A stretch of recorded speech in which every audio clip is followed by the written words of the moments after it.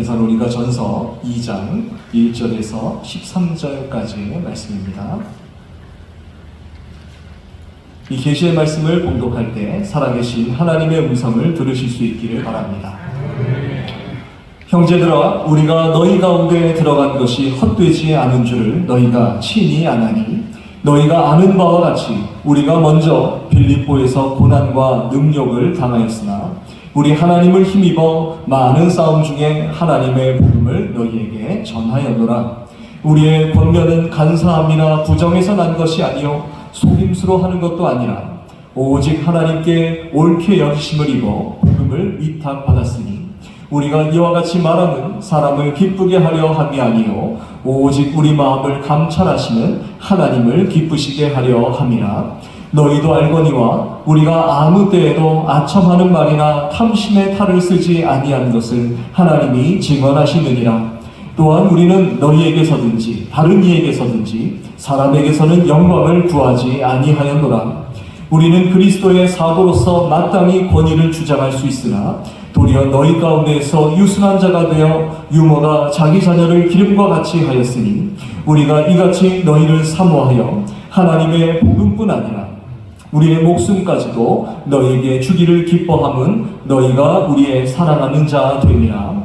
형제들아, 우리의 수고와 애쓴 것을 너희가 기억하리니 너희 아무에게도 폐를 끼치지 아니하려고 밤낮으로 일하면서 너희에게 하나님의 복음을 전하였노라. 우리가 너희 믿는 자들을 향하여 어떻게 거룩하고 옳고 흠없이 행하였는지에 대하여 너희가 증인이요 하나님도 그러하시도다. 너희도 아는 바와 같이 우리가 너희 각 사람에게 아버지가 자기 자녀에게 하듯 권면하고 위로하고 경계하노니 이는 너희를 부르사 자기 나라와 영광에 이르게 하시는 하나님께 합당히 행하게 하려 함이라. 이러므로 우리가 하나님께 끊임없이 감사함은 너희가 우리에게 들은 바 하나님의 말씀을 받을 때에 사람의 말로 받지 아니하고 하나님의 말씀으로 받음이니 진실로 그러하도다. 이 말씀이 또한 너희 믿는 자 가운데서 역사하느니라. 아멘. 할렐루야. 아멘. 우리 옆에 계신 분들과 이렇게 한번 인사하겠습니다. 잘 오셨습니다. 한 번 더 인사해 볼까요? 축복하고 환영합니다. 마지막으로 인사하실 때는 우리 앞뒤 좌우에 저 멀리 계신 분까지 한번 손을 쭉 한번 펴셔가지고 사랑합니다 하고 인사해 보겠습니다. 사랑합니다. 네, 감사합니다. 오늘은 데살로니가 전서 2장 1절에서 13절까지의 말씀으로 바울의 삶이 헛되지 않는 이유라는 제목의 말씀으로 여러분들과 나누고자 합니다. 어니스트 헤밍웨이라는 작가가 지은 노인과 바다라는 책이 있습니다. 이 책의 주인공은 바다에서 큰 물고기 한 마리를 잡기 위해서 굉장히 애썼던 노인이었습니다. 이 노인은 오랜 세월 동안 바다에서 기다리다가 아주 커다란 청새치를 하나 만나게 됩니다. 그런데 이 너무 먼 바다로 들어왔기 때문에 폭풍우가 막 불게 되었고 또 그 폭풍우를 막 불면서 그 배를 몰다 보니까 그 손에도 막 상처가 나게 되고 피가 막 나게 되고 그렇게 이제 상하게 되었습니다. 설상가상으로 산호대가 이 노인의 배를 덮쳤습니다. 결국 어떻게 했을까요? 이 청새치를 잡았지요. 잡아가지고 이 그냥 몸이 다 상한 채 몸이 막 여기저기 다 상했지만 아주 의기양양하게 천신만고 끝에 이 커다란 청새치를 잡아서 배에 매달아서 항구로 들어오게 되었습니다. 이 마음속에 이 노인의 마음이 얼마나 뿌듯하고 막 가슴이 부풀어 올랐겠습니까? 이 청새치를 내가 이제 항구로 돌아갈 거 가면 이 엄청난 큰 청새치를 보고 사람들이 다 놀랄 거야 그러면서 그 마음으로 돌아왔습니다. 그런데 돌아와서 건져보니 이 청새치는 살은 온데간데 없이 앙상한 뼈만 남아가지고 길이가 한 5m가 되는 그런 거대한 청새치였는데 뼈밖에 남지 않은 상태에서 배에 매달려 있었던 것을 보게 되었던 것이죠. 그 밤중에 폭풍과 칠 때 상어떼가 달려들면서 이 물고기를 다 뜯어먹어 버렸던 거예요. 노인은 심한 허탈감에 빠지고 말았습니다. 여러분, 노인은 어떤 목표를 가지고 있었을까요? 그는 커다란 물고기 한 마리를 잡고 싶었던 것이죠. 그리고 그 물고기를 잡은 그 물고기를 가지고 사람들에게 자랑하고 싶었습니다. 내가 평생 잡은 물고기 중에 정말 가장 큰 물고기야 라고 하면서 막 자랑하고 싶은 그런 마음이 있었을 것같습니다. 막 부푼 마음이 있었어요.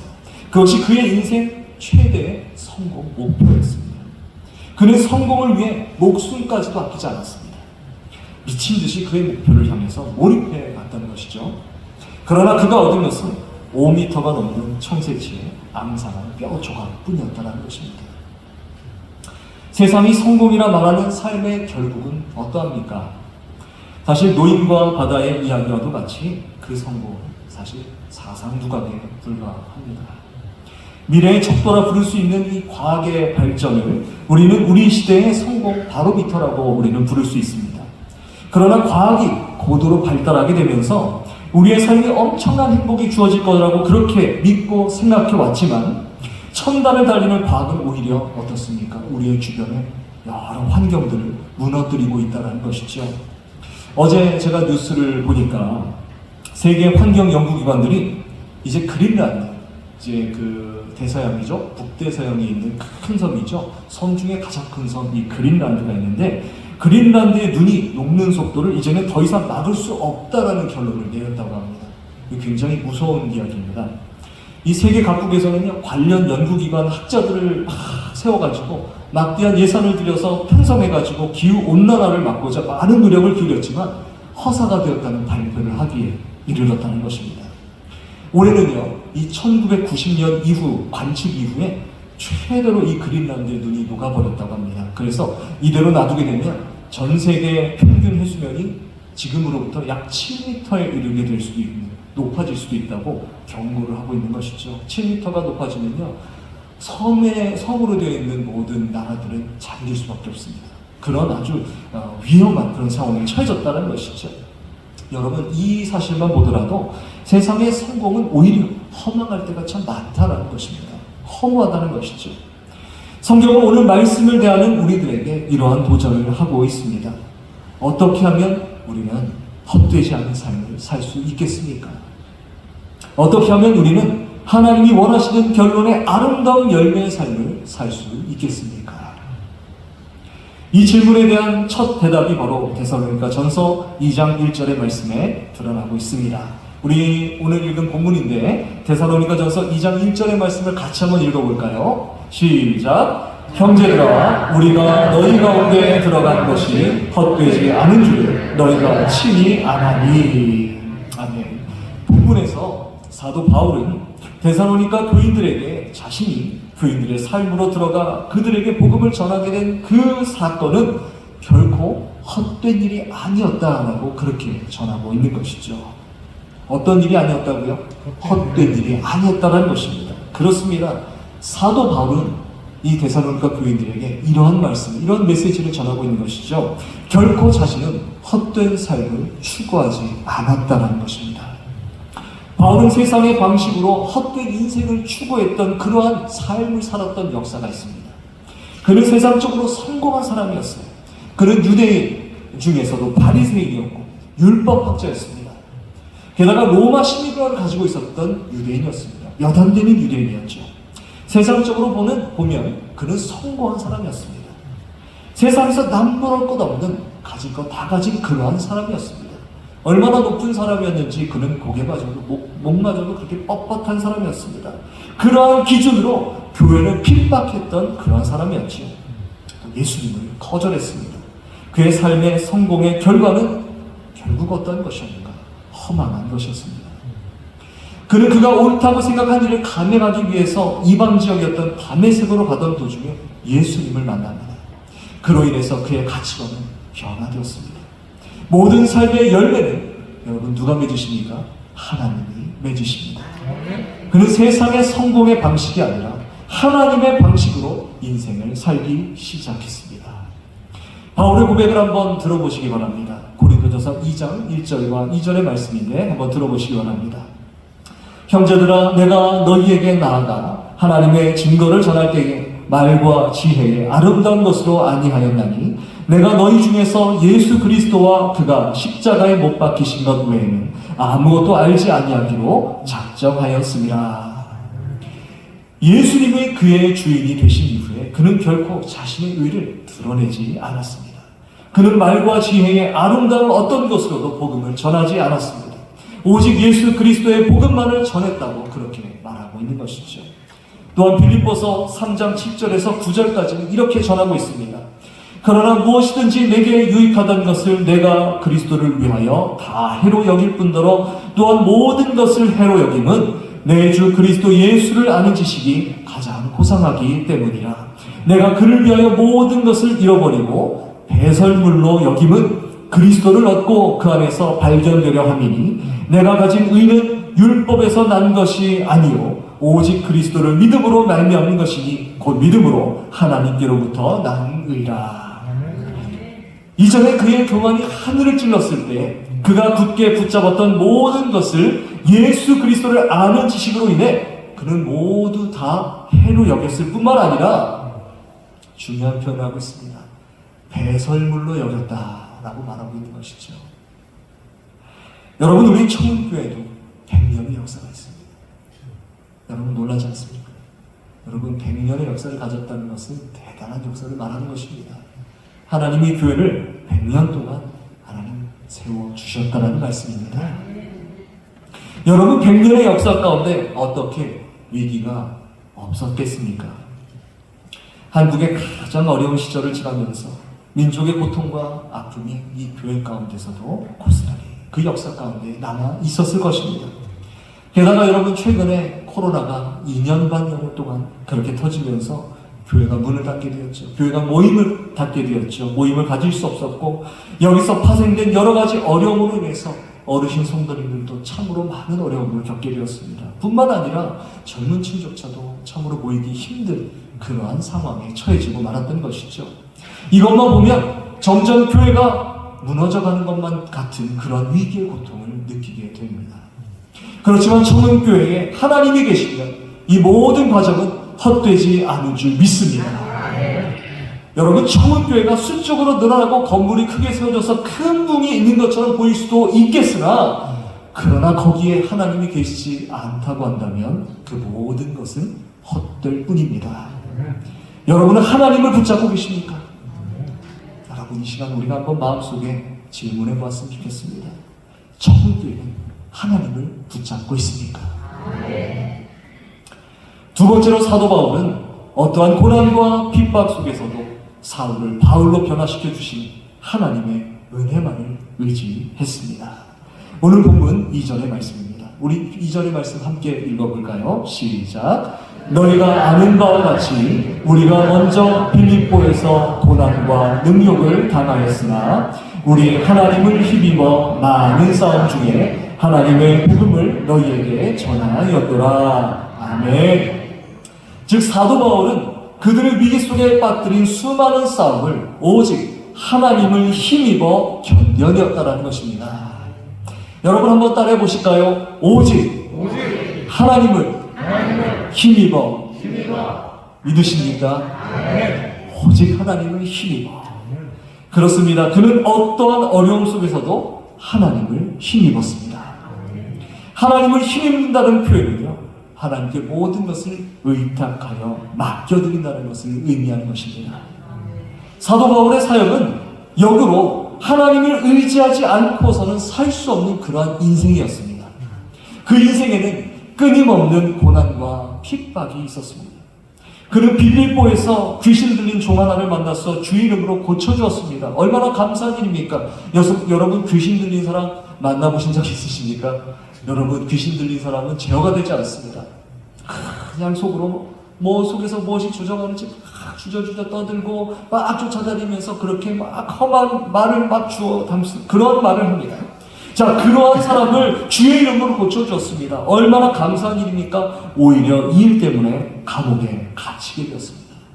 선한 일을 하였는데 손해를 보게 되었습니다. 그뿐만이 아닙니다. 데살로니가 교회를 설립할 때에 동일한 고난을 겪었던 것이 사도 바울과 그의 동행자들이었습니다. 여러분 누구든지 고난을 기뻐하거나 즐거워할 사람은 아무도 없습니다. 고난은 말 그대로 고난입니다. 몸과 마음 그리고 영혼까지 지치고 힘들게 하며 그리고 상처까지 입히는 고통이라는 것입니다.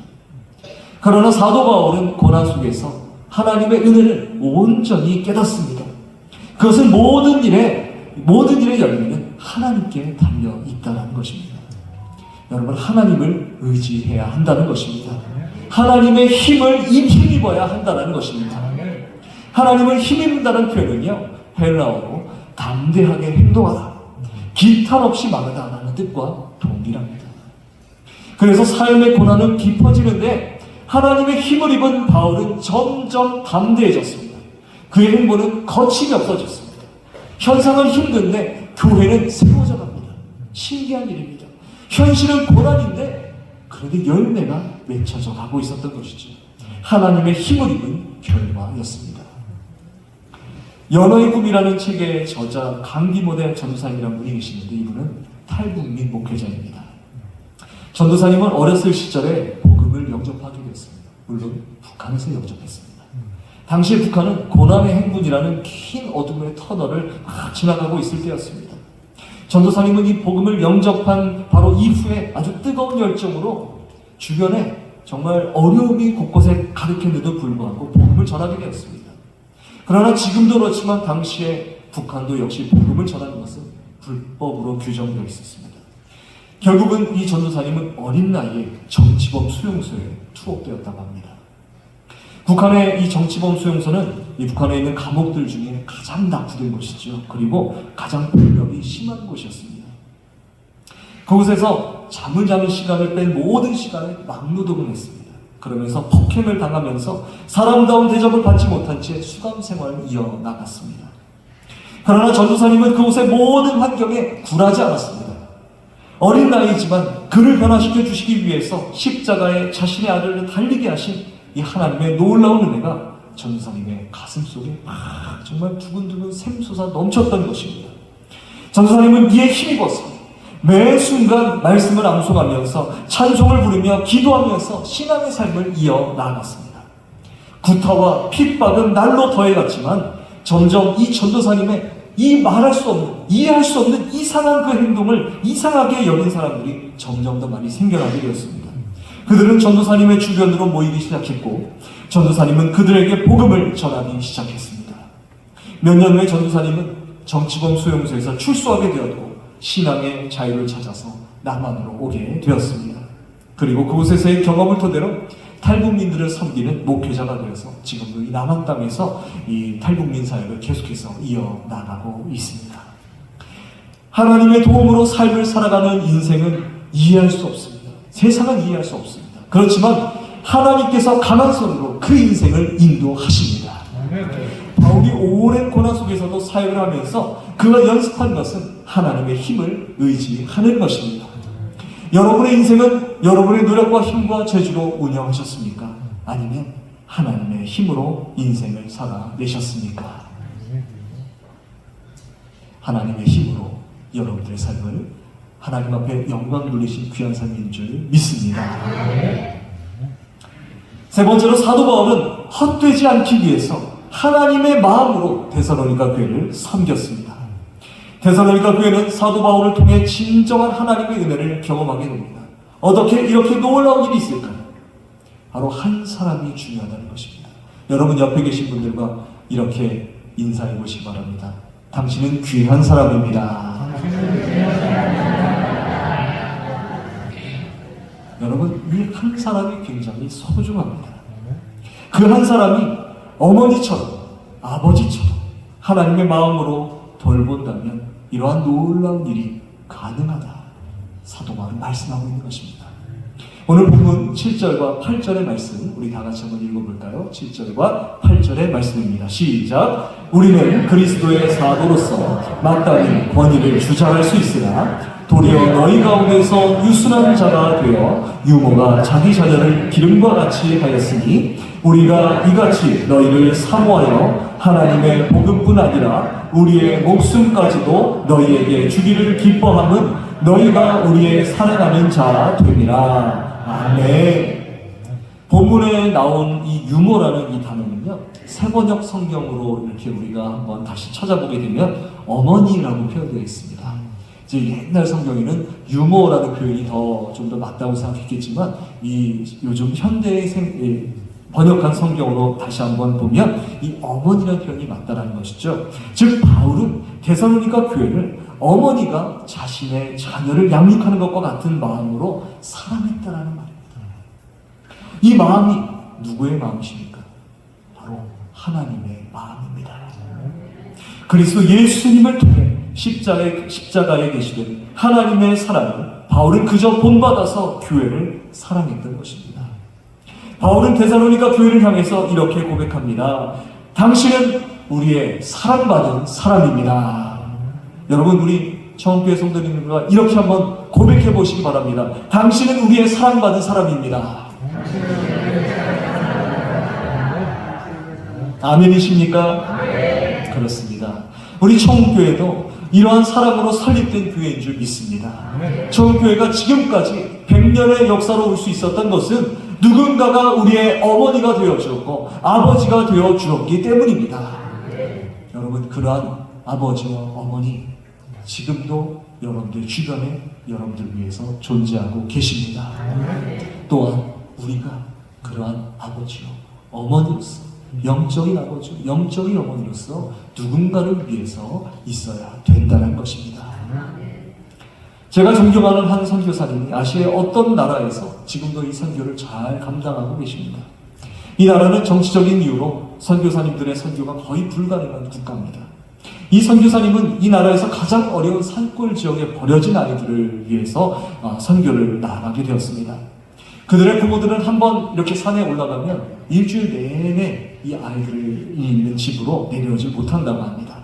이 아이들은 교육을 거의 받을 수가 없습니다. 게다가 이제 병이 걸리거나 특별히 귀에 이제 염증이 생기면 중이염이 발생을 하죠. 근데 우리나라는 중이염이 발생하면 어떻게 되죠? 그냥 병원이나 약을 가면 약을 먹으면 낫습니다. 그만큼 의료가 잘 돼 있지 않습니까? 그런데 이 나라는 그런 약을 구하기가 어려워요. 그렇기 때문에 일주일 동안 부모들이 이 귀에 염증이 생긴 걸 모르기 때문에 방치합니다. 그러면 어떻게 되죠? 이 염증이 이 고막을 녹이는 거예요. 이 달팽이관을 녹여서 귀머리가 된 아이들이 거의 70%에 가까운 그러한 동네에 선교를 가게 되었던 것이죠.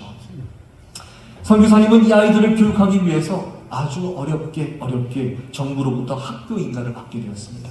그래서 교장 선생님이 되어서 그들을 교육하게 되었어요. 또한 그 중에 가장 어려운 아이들을 이렇게 모았습니다. 그리고 그들의 엄마가 되어주셨어요. 그래서 공무원들 몰래, 그 나라도 복음을 전하는 것이 불법이었기 때문에 이 아이들을 공무원들 몰래 하나님의 말씀으로 신앙 교육을 시켜가면서 그들을 제자로 양육해 나갔습니다. 그러다가 선교사님이 너무 오랫동안 정말 몸도 아끼지 않고 그 어려운 열악한 곳에서 선교를 감당하시다 보니까 몸이 약해지셨어요. 머리끝부터 발끝까지 정말 병이 없는 곳이 없는 거예요. 그래서 결국은 거의 쓰러지다시피 한국으로 나올 수밖에 없게 되었습니다. 그래도 이 선교사님은 한국에 나왔지만 병을 치료하는 가운데서도 이 마음속에 얼마나 미어지는 아픔이 있는지 몰라요. 눈만 감으면 그곳에 뛰어놀고 있던 아이들, 특히 자기가 엄마가 되어주었던 그 자녀도 같은 제자들이 눈에 계속해서 밟히는 거예요. 그래서 그 마음 때문에 너무나도 어렵고 슬펐습니다. 그러한 와중에 이 제자들로부터 편지를 받았는데 오히려 이 제자들은 선교사님을 위로하는 편지를 보냈던 거예요. 우리들은 잘했으니까 건강히 잘 치료받고 오세요. 그러면서 게다가 그들은 오히려 그러한 위기를 엄마 선교사님이 우리에게 가르쳐준 예배와 말씀을 통해서 우리가 정말 열심히 신앙으로 온전히 세워가고 있습니다 라는 그런 편지를 보내게 되었던 것이죠. 그 가운데 그 편지 속에 자신들은 우리 선교사님을, 엄마 선교사님을 통해서 받은 그 비전을 가지고 나도 목사가 되겠습니다, 나도 선교사가 되겠습니다, 그런 말씀으로 우리 선교사님 앞에 편지를 보냈다는 것이죠. 이런 고백의 편지를 받은 선교사님은 한참을 울었다라는 그런 이야기를 전해주시게 되었습니다. 여러분, 인간은 아무리 노력을 해도 모두가 다 좋은 열매를 맺을 수가 없습니다. 모든 열매는 하나님을 힘입을 때 가능합니다. 우리 청운교회가 수많은 봉사와 헌신과 노력을 했으나 하나님이 없다면 그 열매는 헛된 것입니다. 그러나 비록 과정이 괴롭고 고난과 어려움이 끊이지 않는다 할지라도 여러분 안에 하나님이 계시다면 정은교회는 반드시 열매를 맺을 것입니다. 저와 여러분들이 눈에 보이는 현상을 쫓지 않기를 바랍니다. 그 속에서 역사하시는 하나님의 손에 붙들리실 수 있기를 바랍니다. 저는 이 시간에 정말 바울과 데살로니가 교회가 하나님께 그 붙들린 삶을 감사하면서 이 찬양을 불렀을 것 같은 느낌이 드는 이 찬양을 여러분들과 함께 불렀으면 좋겠습니다. 혹시 제가 미리 말씀을 안 드렸는데 우리 찬송가 혹시 488장 이 몸의 소망 무언가 혹시 반주 가능할까요? 미리 말씀을 제가 못 드렸습니다. 죄송합니다. 저 혼자서 몇 번을 계속 혼자서 찬양을 했더니 좀 맹숭맹숭하더라고요. 여러분들이 공감하시는 찬양을 함께 부르면서 좀 이제 말씀을 우리가 정리했으면 좋겠습니다. 이 몸의 소망 무언가 우리 한번 힘있게 또 박수를 쳐가면서 우리가 한번 찬양을 불렀으면 좋겠습니다. 이 몸의 소망 이 몸의 소망 무언가 우리 주 예수 주님께 우리 주 예수 함께는 믿으리라 주옵도다 주나의 완성이시니 그 위에 내가 서리라 그 위에 내가 서리라 무섭게 바람 부는가 물결이 높이 설렐 때 우리 주 그 시음에 소망에다 주리라 주 나의 완성이시니 그 위에 내가 서리라 그 위에 내가 서리라 사정하겠습니다. 바다는 천국 올라가 하나님 앞에 배우게 구주의 의를 힘입어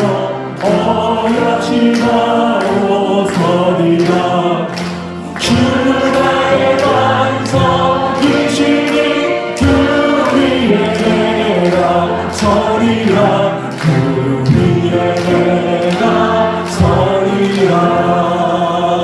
아멘. 이 찬양의 가사처럼 늘 주님께만 우리의 소망을 온전히 두고 세상의 헛된 것을 바라보는 것이 아니라 하나님 아버지께서 우리를 바라시고 소망하는 귀한 영광의 삶으로 우리도 쫓아 나아가겠습니다.